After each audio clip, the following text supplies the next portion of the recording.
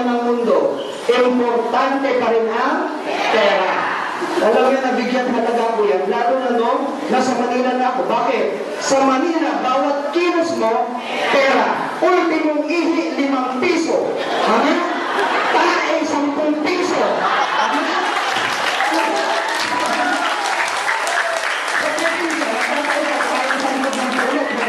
Gawin mo sa Manila yan. Sige nga, hindi pwede. Iba ang may pera. Iba!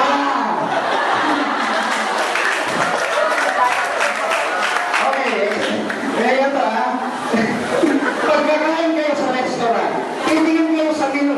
Saan ang tingin? Kanan o kaliwa? Kanan. Ano sa kanan? Presyo. Ano sa kaliwa? Yung makakainin mo pero nakatingin ka sa presyo. Kakainin mo ba yung presyo? Bakit doon ka nakatingin? Dahil saan? Budget. Baka mamaya yung mabili mo, hindi kaya ng budget mo. Tama? Pero pag may pera ka, sa kakainin mo tayo nakatingin. Tama? Okay. There was a time nung hindi pa ako mayaman. Para kayo nung maniwala.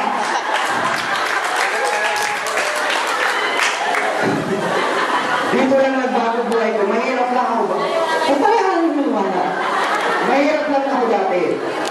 Mahirap lang. Okay, explain ko yan. Tingnan nyo Regine Velasquez. Dati maitim. Pango. Ngayon, maputi. Matangos ang ilong, lumubo pa siya. Tama? Tama? Sarah Geronimo. Dati maitim. Ngayon, maputi. Bakit?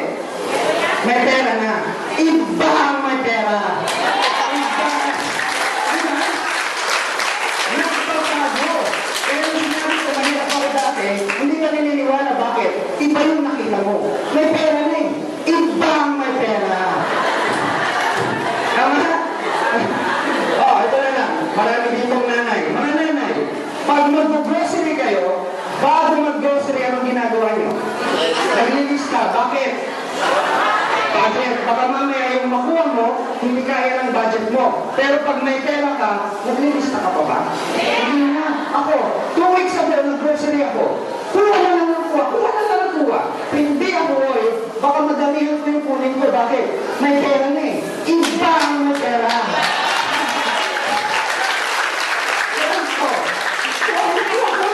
Pag uwi ko sa bahay, inilagtag ko sa mesa. Sabi ko, ang dami naman nito.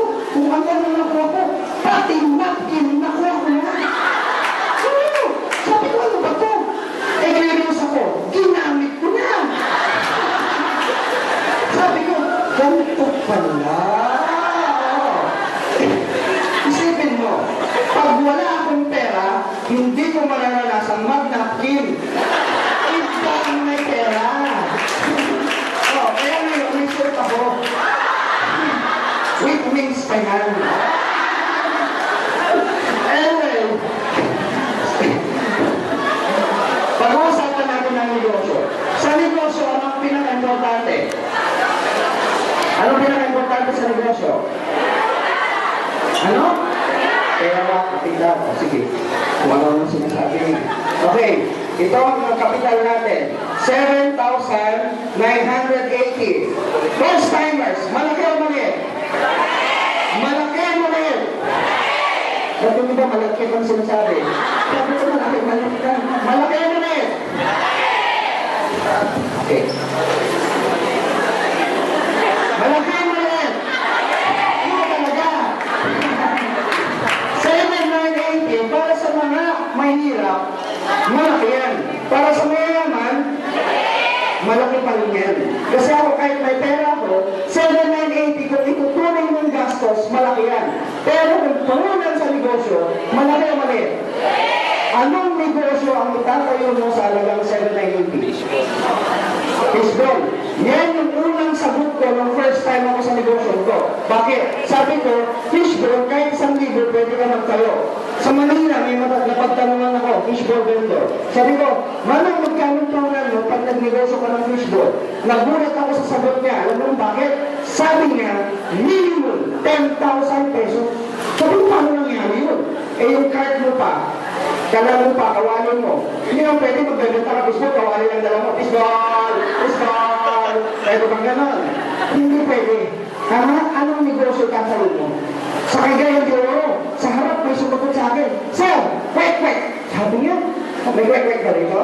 Sabi ko, magkano naman kikitain mo? Sabi niya, wait din. Sabi ko, naman ay. Pwede. O, anong negosyo? Yung iba naman, sari-sari store daw. Maganda yung pag may pwesto ka na. Eh kung wala pa, either mangungupahan ka o magpapagawa ka ng pwesto. Tama? O, sabihin natin may pwesto ka na. Business permit mo pa. Signage mo pa. May soft drinks ka, hindi malamig. Bakit? Rep pa lang, magkano na. Gusto mo, hindi mo lang rep mo yan. Eh kung wala kang pwesto, doon ka magbenta sa loob ng rep. Pwede ba yun? Tama na? Oo, magpapagawa ka pa ng cabinet mo. Bakit? Para doon mo ilalagay yung mga benta mo. Hindi naman pwede lahat ng benta mo nakasabit sa katawan mo. Bawang mo yung sibuyas sa Pinas na yan na. Pag ilan na suka, saglit na, tutuloy mo pa nito. Ito ang maasin yan. Natural, galing nito eh, di ba? Sa barangay na paliwanag. 7,990, malaki o mali?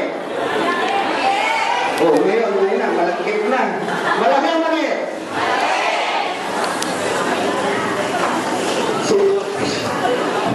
Okay, ipapakita ko sa inyo ano ang kapalit ng 7,980. Ano na? Okay, number 1, meron tayong 6,000 worth ng products. Yung iba, ito. 5 boxes ng C24